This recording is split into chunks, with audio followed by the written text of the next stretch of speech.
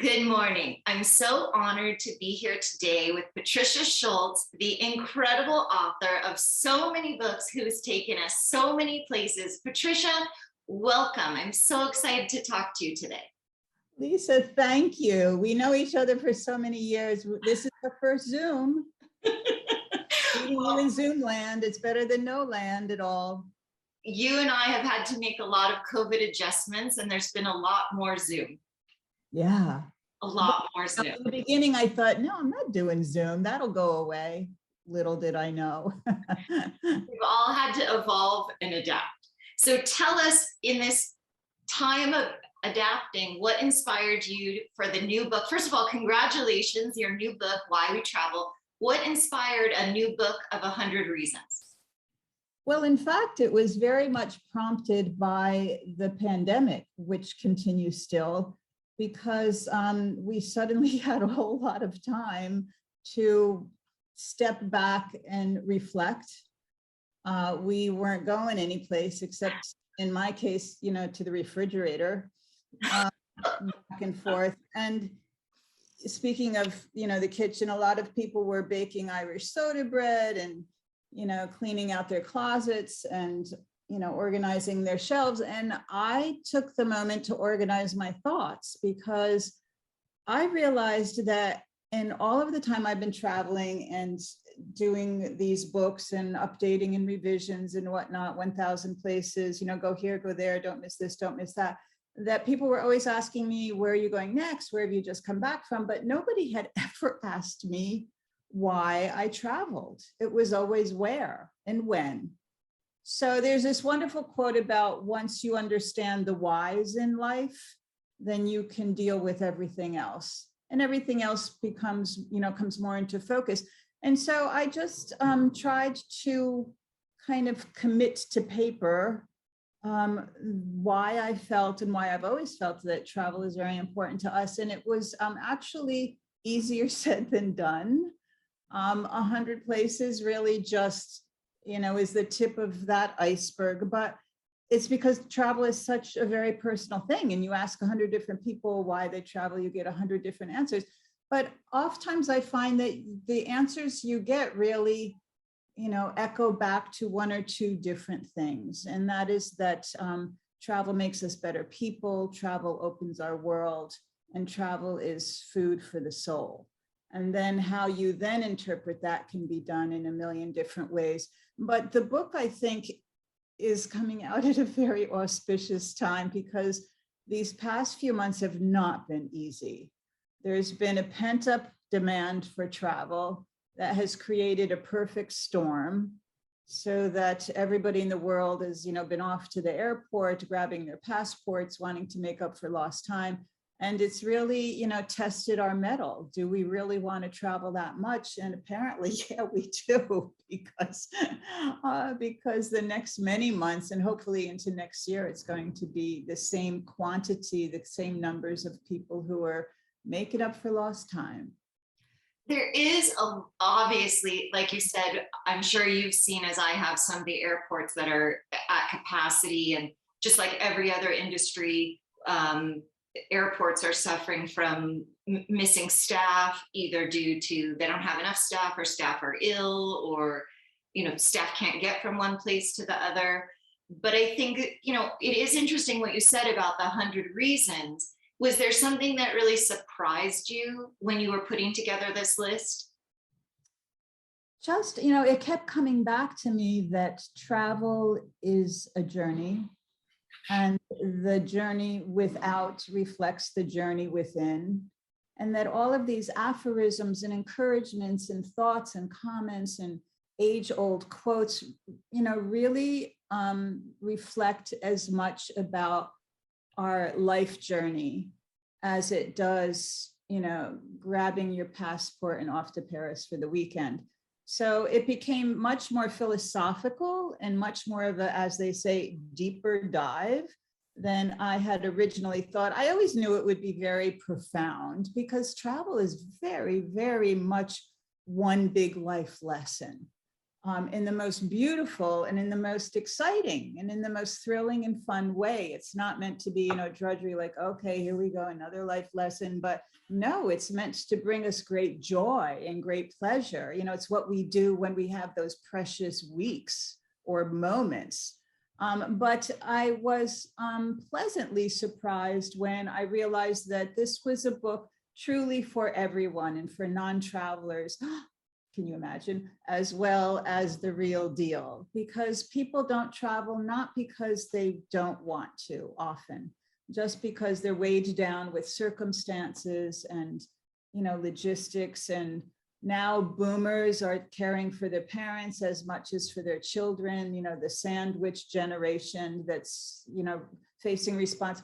And then there's, the money. We've been in a pandemic and not everybody sailed through it easily. And not everybody got those personal loans from the government that, so we forget that people are challenged in many different ways as we come out of this very, very unprecedented. I mean, that word has been overused, this unprecedented period. And we find ourselves very much still in the, the midst of it. So the book is colorful, it's bright, it's encouraging, it's beautiful. I think it's some of my favorite places, some of my all-time favorite quotations, aphorisms. I wasn't quite sure what that was when my editor said that it would be peppered with aphorisms, but all of these, pearls and these choice comments and these moments of inspiration that hopefully you find throughout. It's not many pages. It's not one of these big, 1,000 places type books that I've always attacked in my past experience.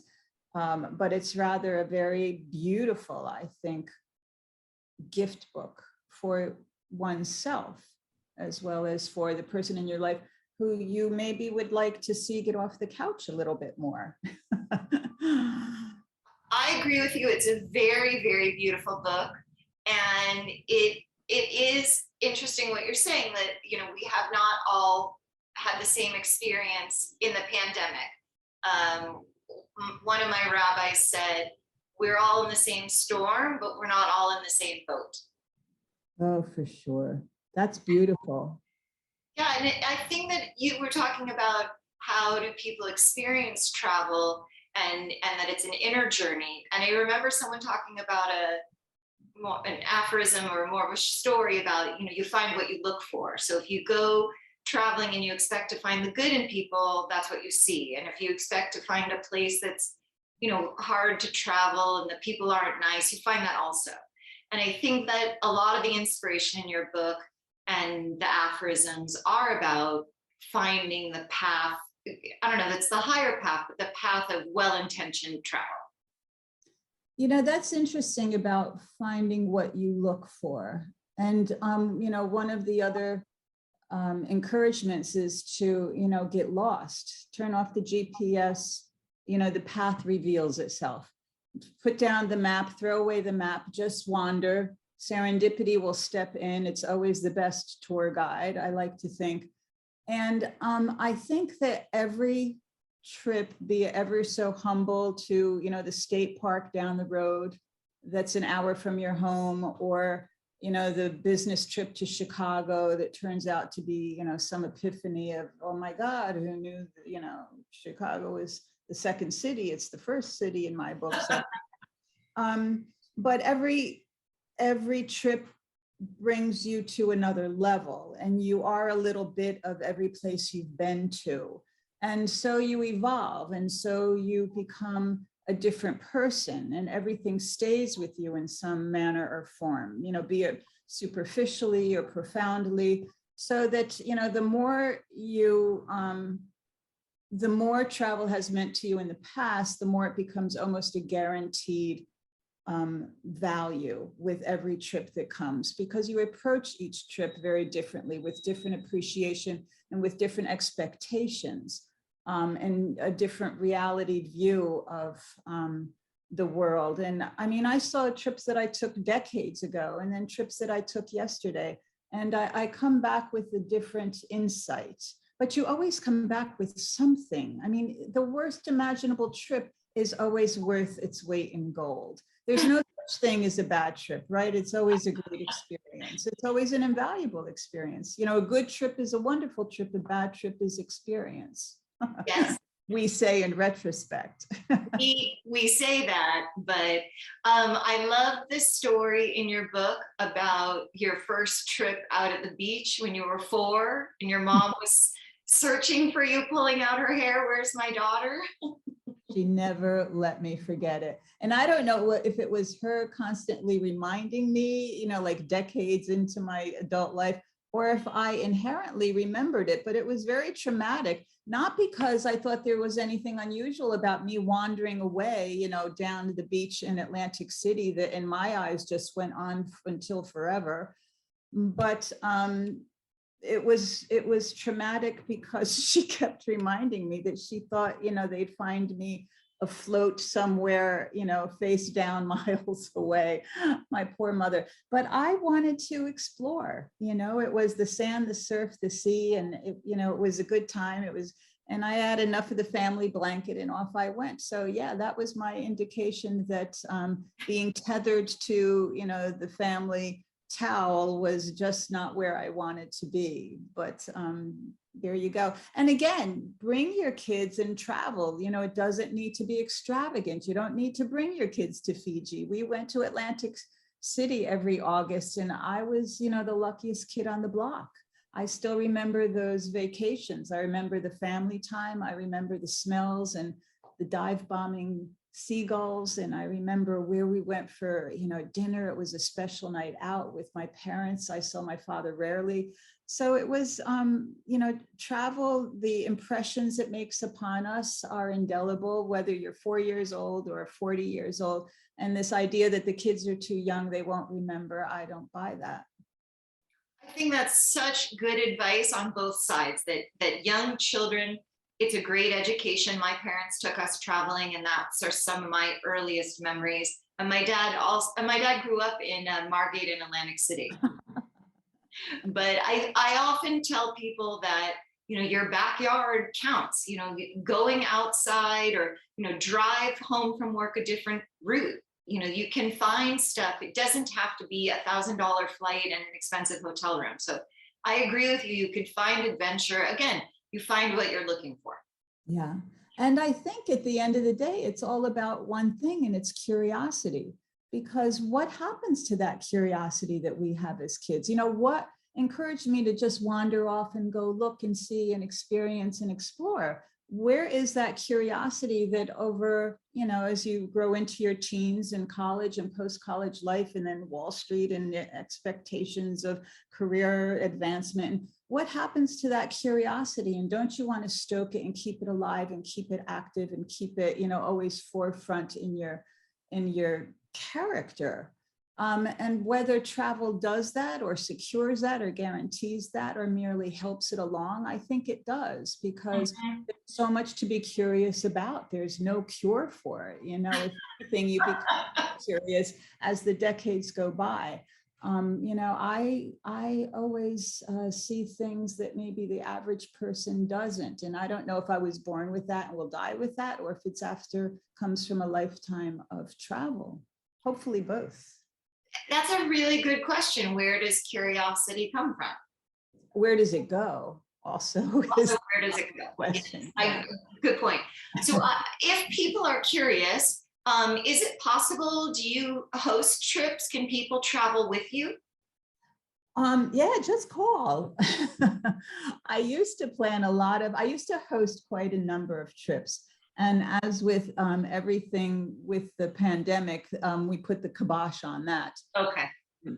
We did postpone one, the last one before things fell apart, was postponed and postponed and postponed again. And finally, it was the most recent one that was kind of post-lockdown.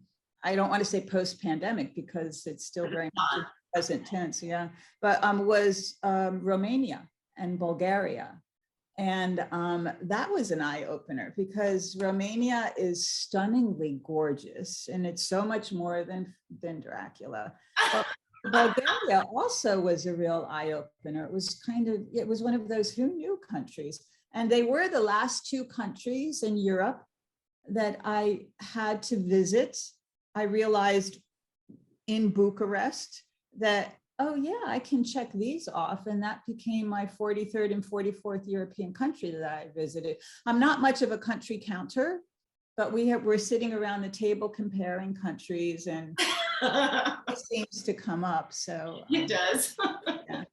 But it follows the question, how many of these 1,000 places have you been to? And that's usually followed by how many countries have you been to? And that's usually, I always hear the same questions. But yeah, so now I've been to every country in Europe, and I guess I have to start all over again. Yes. So I know we've seen each other many times at the Travel and Adventure Show. Can people come find you? Will you be this year at the Travel and Adventure shows? Yeah, and I hope people, we did a few of them last year as well. They resumed last year, and prior to that, they were virtual for that limited period of time. So they're resuming this year and, you know, full speed ahead. And there are 10 or 12 of them across the US. So I hope people can make it to the closest one. I'm only doing a few this year because I'm in the middle of updating 1,000 places, and that is all time consuming. So that has me gone a lot, but it's going to be our 20th year. So we're doing a special edition. Yeah, I know. I started when I was 11. So I am doing shows on the East Coast, Boston, New York, and DC. And January, February, and March, those 3 shows I think are predominantly January. But there's a website to see where all the different shows are: LA, San Francisco, Chicago, Dallas, etc. Well, thanks to you, I might be a speaker at this show in Los Angeles.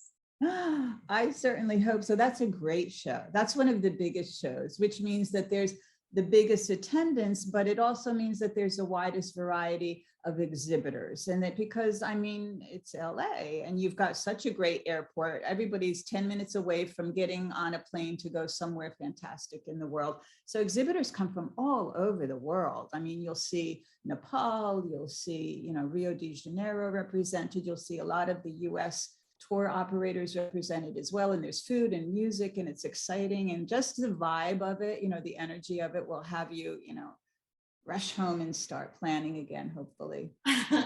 So speaking of close to the airport, is there an elusive destination that's still on your list, that's the top of your list? I'm sure you have a long list still, but.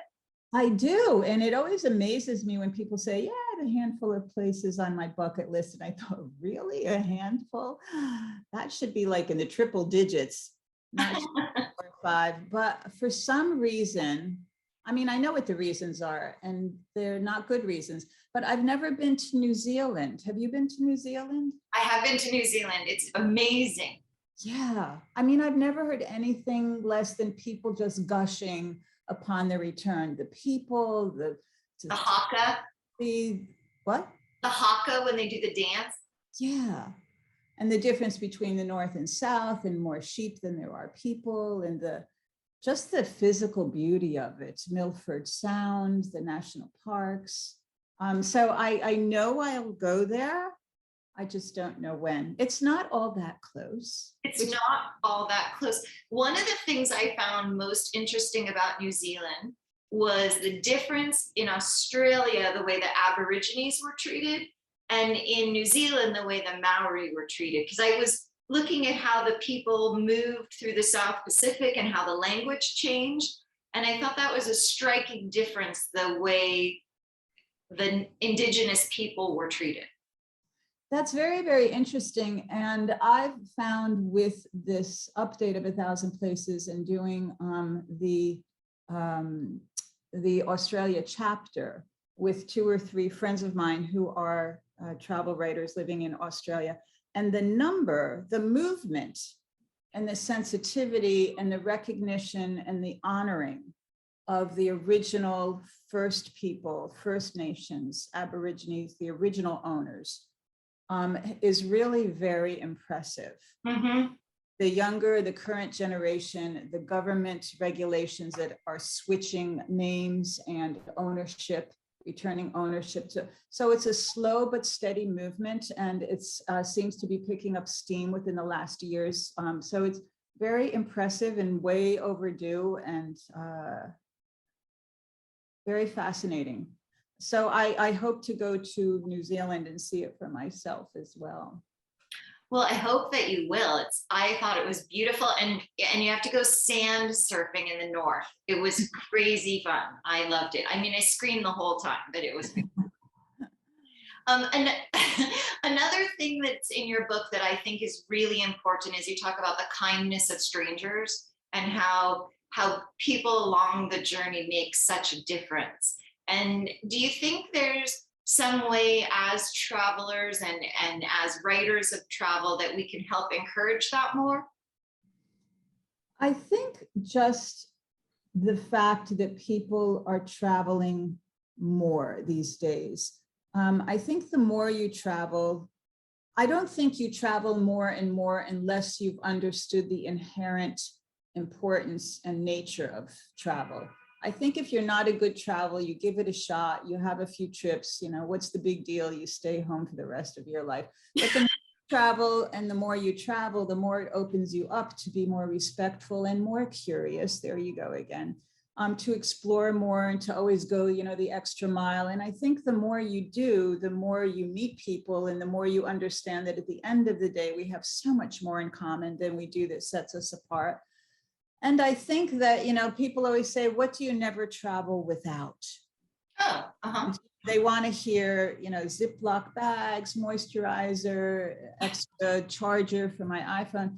But I always say respect and curiosity. And this realization that we are visitors in someone else's home. So consider that city or region or country or continent, whatever, someone else's home. Always realize that you're the interloper, you're the trespasser, you're just passing through. You know, do you want to be somebody's guest and put your feet up on the dining room table? I don't think so. So, and you always get in return what you put out, you know, you always reap what you sow. So be respectful. Be respectful. It doesn't take much. It's free. Nothing else is that free and that easy.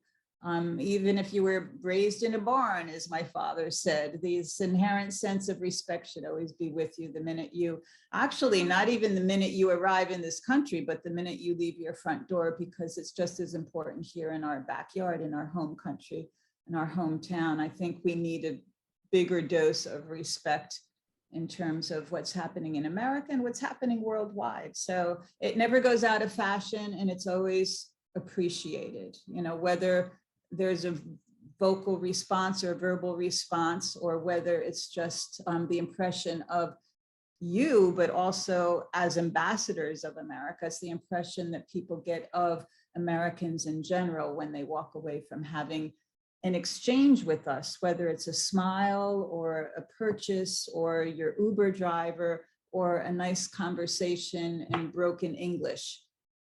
People will walk away with that memory, and you want it to be of you and of how they see Americans to be, and you want it to be a positive one for many reasons. But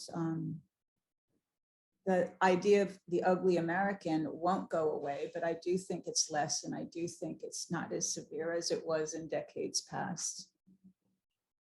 well, you have been such a incredible ambassador for people to want to travel. Congratulations on 20 years for 1,000 places to see before you die. And like you said, now you're only 31. Yes. You're 11. It did turn my hair white though over the pandemic. But it's a lot of work. To do it. Huh? It's a lot of work. Yes. And but there is that expression about find what you love to do in life and you'll never work a moment, which is totally untrue, but I do get this sentiment behind it, because I've seen a lot of 5 a.m. deadline submissions, but when you do what you love, then it takes on a very different satisfaction and gratification. So yeah, 20 years has gone by like nothing. Well, and I really appreciate what you said, that so many people ask you, where are you going next? But now with this new book that launches this week, congratulations, Why We Travel, you're finally getting to answer the why, which I think may help a whole different group of people make the choice to go out and travel. Yeah, you don't need to look very far for the why, but you have to look. Otherwise, you just are on automatic pilot and you're booking your next trip and you're booking your next flight and you've got your next 4 vacations all planned. But I think it's, the moment during the pandemic, following the pandemic, to kind of step back and reflect, not just on travel, but on life. And whatever you love to do, you need to do more of it, because we saw there are no guarantees. And there's nothing promised to us. And whatever brings you joy, you need to really go out there and search for it and make it happen, because you should fill your life with it. So I encourage people to travel as far as they can as well, because this 90-year-old woman I met in Machu Picchu, it was her first passport and it was her first stamp. They were celebrating their 70th wedding anniversary. And she said to me, dear, your knees have expiration dates. You have to do the difficult places first. So that's another anecdote in the book, because it's been many years since I met her and I walked away thinking I need to be here when I'm 70 or 60 or 95. But she wanted something so much her entire life that she finally made it happen. Ideally, we do not wait until we're 90 to say that, but you're never too old and it's never too late. Oh my goodness, that's beautiful. So you're never too old, it's never too late. And where can people look for you, and where can they buy the book? So the book is, I'm happy to say, I have the most wonderful publisher. The book is available everywhere. We do always support our independent bookstores, but it's available online at Amazon or Barnes & Noble, Books A Million. And where you can find me, because I'm going on book tour in a few days. So I'm going to a number of different cities in the US, and it's on my website, which is 1000places.com. Something about travel with Patricia or where to see Patricia, but it's all there. Okay. So you in Pasadena. Yes, I'm very excited to see you live in Pasadena at Romans. And I just wish you all the success with the new book. And I also want to say personally, thank you for all your support. Every time I've seen you, you've been so supportive of me and my travels and my book. And I really, really do appreciate that. So thank you. Lisa, you're a kindred spirit. We're cut from the same cloth. I know. Well, again, thank you and congratulations. And I think, like you said, this is such an auspicious time. It's going to be Rosh Hashanah. It's the new year. You have a new book and the 20th anniversary. And I just wish you all the success and to see you on the New York Times bestsellers list again. From your lips. Well, thank you so much. And I look forward to seeing you soon. Yeah, thank you, Lisa. Ciao. Bye-bye.